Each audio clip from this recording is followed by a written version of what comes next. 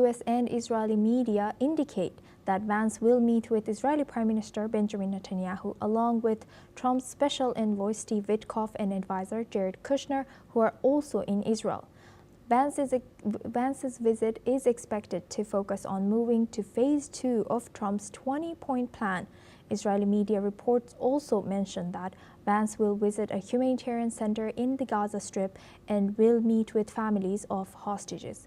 Meanwhile, the violence in Gaza continues as the truce hangs by a thin thread, with the Israeli military carrying out airstrikes on Hamas's positions in retaliation for alleged attacks on its troops. The IDF has confirmed that soldiers opened fire after individuals crossed the yellow line, an area of control under the ceasefire agreement. The strikes hit several locations, including displaced people's tents west of the Nusayrat camp in central Gaza. In Gaza City, Palestinians mourned relatives at Al-Shifa hospital, victims of the previous day's strikes. Let's listen into what a Gazan who lost his son in the strike has said. استهدفوه هو وابن عمي صاروخ استطلاع على باب المدرسة قبل ما يخش المدرسة، واستشهدوا الاثنين الله يرحمهم ويسهل عليهم.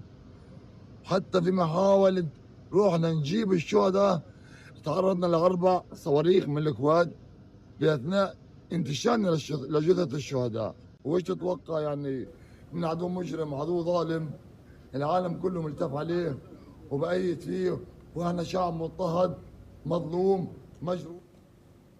Now for this discussion, we welcome Mohammed Osman. He's an international relations specialist, joins us live from Cairo. Thank you very much, Mohammed, for joining us again. Good to see you. Can you tell us... Thank you for having me, Asul. Thank you. Can you tell us if it is realistic for them to be, or J.D. Vance to visit and start talking about phase 2 of peace plan? Is it very hasty indeed? Well, I think the United States has no other choice but to attempt to move forward with implementing this agreement if they wish to see a sustained calm and cessation of hostilities in Gaza. What we have seen yesterday shows how fragile the situation is and how fragile the agreement is and how reluctant Israel is to comply with the agreement. And even Hamas itself is unable to control its own operatives on the ground, apparently, according to its claims at least, which led to yesterday's very sad developments. It all started with an incident in Rafah in southern Gaza. It's unclear whether Hamas actually carried out these attacks that caused the death of 2 Israeli soldiers, because now we are reading reports that those soldiers might have died because they stepped on unexploded ordinances. However, regardless of what happened, Israel decided to retaliate very heavy-handedly, carrying out a massive wave of airstrikes on the Gaza Strip, killing over 44 people. And since the ceasefire went into effect about 10 days ago, or even a bit more, about 97 people have died, mostly civilians, Asuma, including one journalist, for example, at least. So this is hardly a stable ceasefire, and the agreement is very fragile and prone to collapse even in the next few days. So I think that the United States is moving now very strongly under the pressure of the Arab mediators and the other guarantors, mainly Egypt and Qatar, in addition, of course, to Turkey, in order to preserve the ceasefire. It seems that Israel was going to escalate even further yesterday, but according to Axios, the United States pressured them to stop the bombing and to restore the cessation of hostilities, and also to open the border crossings today and allow in humanitarian aid. And this is exactly what happened. So it seems the only positive thing that happened here, Asuma, is that the United States has been tested, and it seems that they are successfully passing this test by reining in Israel and pushing for the implementation of the second phase of the agreement. However, of course, the difficult questions of the second phase remain as they are. 3 main questions they are: the post-war governance of Gaza, the disarmament of Hamas, and the withdrawal of the Israeli army of the occupation from Gaza in its entirety. These 3 questions are very hard, and we will see how the United States and the other mediators are going to work around the sticking points of all of these items of the second phase, because if they are not addressed properly, this agreement is destined to fail, assume.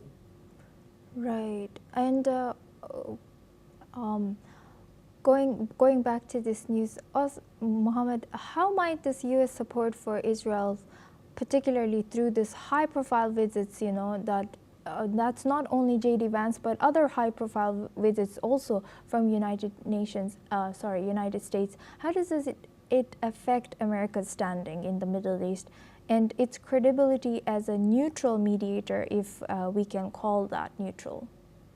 Well, of course, the United States is so far from being neutral, and even the United States admittedly and openly says that it's not neutral, that it's completely pro-Israel. However, the United States is the mediator of necessity, assuming, because they are the only party that can actually pressure Israel. Israel is acting like a renegade country, like a bunch of renegades, a rogue state, a textbook definition of a rogue state, that what Israel is, a state that does not abide by any laws or agreements. So the only language it understands is pressure by force. And the United States basically forces Israel to adhere to this agreement. So that's why the U.S. is very instrumental in any arrangements to end the war in Gaza. And of course, the very high-profile visits that you mentioned, Steve Witkoff and Jared Kushner. Witkoff, of course, the envoy of President Trump to the Middle East, and Jared Kushner, of course, who has no official capacity whatsoever, but he is the son-in-law of President Trump, and he's very influential in both Israel and the United States. Both of them are visiting today, and tomorrow they will be joined by Vice President J.D. Vance, of course, at very high level, the second most important person in the United States.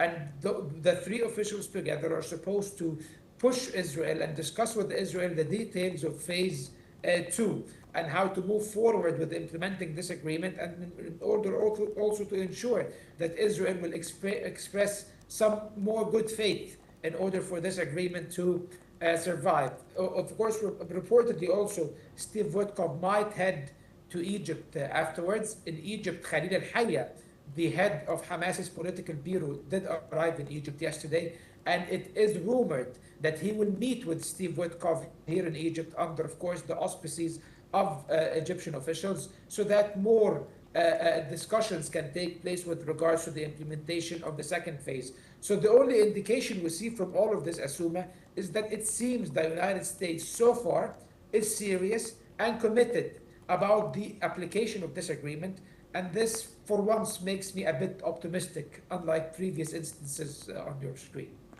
Right. And lastly, Osman, when talking about these authorities or governance, is there any other bodies that can be taken seriously or trusted or be legitimate representing Gaza Strip or people of Palestine if it cannot be Hamas or if it cannot be PA? It has to be the Palestinian Authority.